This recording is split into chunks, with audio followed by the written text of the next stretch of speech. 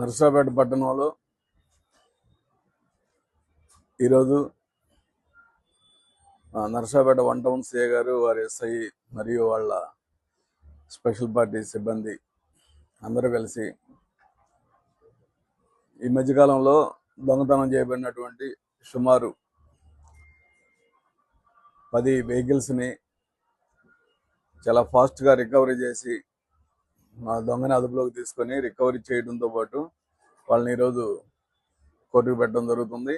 మరలా కోర్టు నుంచి పోలీస్ కస్టడీకి తీసుకొని ఇంకా ఈ నిందితుడి మీద 2 టౌన్లో మరియు రూరల్ పరిధిలో కూడా కొన్ని దొంగతనాలు ఉండే అవకాశం ఉంది కాబట్టి అతను పోలీస్ కస్టడీకి తీసుకుని విచారిస్తాము.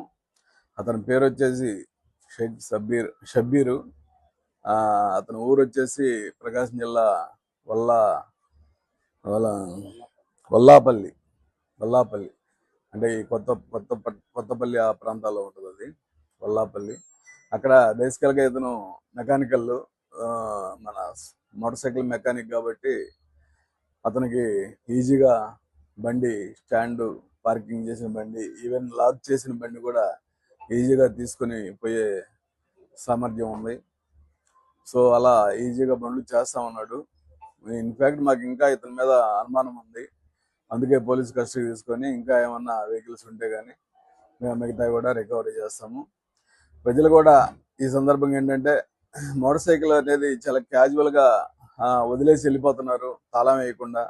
బ్యాంక్ దగ్గర పోయినా లేకపోతే ఇంకొక ఎనీ కమర్షియల్ ఇది షాప్ దగ్గరికి వెళ్తున్నా కొంచెం లోపలికి పోయి 10 నిమిషాలు ఉండే పరిస్థితి ఉన్నప్పుడు ఖచ్చితంగా తాళం వేసుకొని కాస్త జాగ్రత్తగా బండి పార్కింగ్ చేసుకుని వెళ్లాల్సిన అవసరం ఉంది.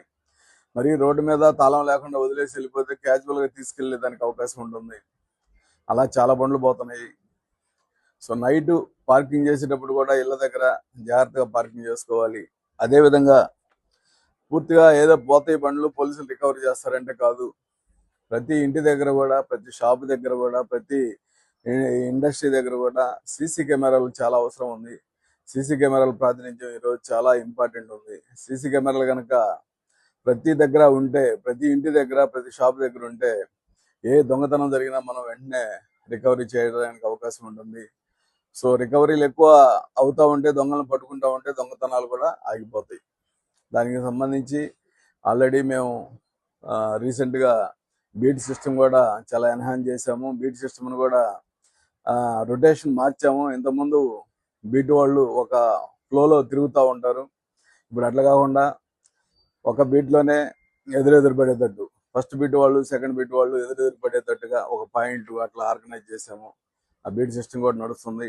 అయినప్పటికీ కూడా దొంగతనాలు అయితే జరిగే అవకాశాలు ఉంటాయి కాబట్టి ప్రజలు చాలా జాగ్రత్తగా ఉండాలి. రీసెంట్గా మనం చూస్తే ఇక్కడ ఎస్ఎస్ఎన్ కాలేజ్ వెనక జస్ట్ వాళ్ళు ఉదయం పోయి మళ్ళీ మధ్యాహ్నానికి వచ్చేటువంటి ఇన్ఫర్మేషన్ పక్కన వాళ్ళు ఎవరో ఇచ్చారు.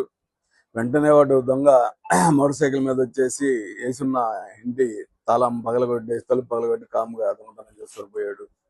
అది లక్కీగా మనకి సీసీ కెమెరాలు అక్కడ ఉన్నందువలన దొంగ ట్రేస్ అయ్యాడు. అదేవిధంగా మళ్ళీ ఇక్కడ ఏలూరా నూజివీడు దగ్గర నిన్న మళ్ళీ అదే విధంగా స్కూటర్ మీద వచ్చి మళ్ళీ అదే దొంగతనం చేశాడు వాడు. వాడు యాక్చువల్గా అంతర్రాష్ట్ర దొంగే కాదు, నేషనల్ లెవెల్కి వెళ్ళిపోయాడు. వేరే స్టేట్లో కూడా చేస్తున్నాడు.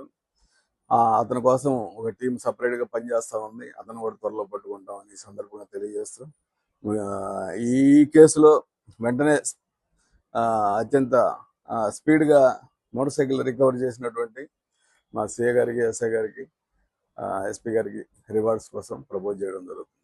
Thank you.